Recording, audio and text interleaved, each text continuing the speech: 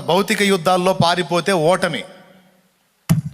భౌతికమైన యుద్ధాలలో పోరాడకుండా పారిపోతే ఓటమి. కానీ ఆధ్యాత్మిక యుద్ధములో రివర్స్, పారిపోవటమే జయ జీవితం. పారిపోవటమే గెలుపు, అంతే. రివర్స్ ఎట్లా గెలుపు అయింది? ఫర్ ఎగ్జాంపుల్, యోసేపుని మీరు తీసుకోండి.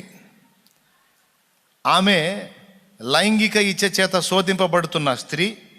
ఆయనను అప్పటికి పలుమార్లు విసిగించింది. ఆ రోజు పక్కా స్కెచ్ గీసింది, స్కెచ్లో పడ్డాడు. ప్రార్థనాపరుడు, ఆత్మీయుడు. ఇంకా ఒక మాటలో చెప్పాలంటే ఆయన ఎంతో అద్భుతమైన వ్యక్తి కాబట్టి యెహోవా ఆయనకు తోడై ఉన్నాడు. ఎవరికి? యోసేపుకి.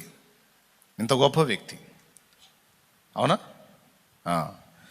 ఇప్పుడు యోసేపు ఆయన్ని శోధించినప్పుడు పారిపోయాడా? అక్కడే ఉన్నాడా? పారిపోయాడు, అక్కడే ఉన్నాడా? మరి ఇప్పుడు యోసేపు నిగ్రహం గలవాడా కాదా?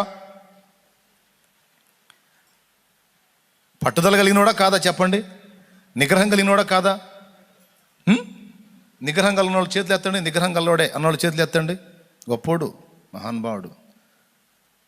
ఓరు చెప్పారు? నాకు తెలుసురా, నువ్వు చెయ్యి ఎత్తిస్తావు మళ్ళీ బుక్ చేస్తావని. ఓరు చెప్పారు నిగ్రహం గల్లోడని?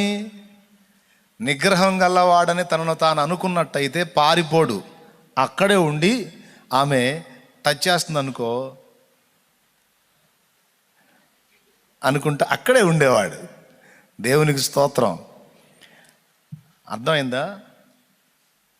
నిగ్రహం గల్లోడైతే.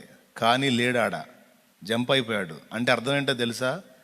తానెంత బలహీనుడో తనకు తెలుసు. దేవుడు తనకు తోడై ఉన్నాడని కూడా తెలుసు.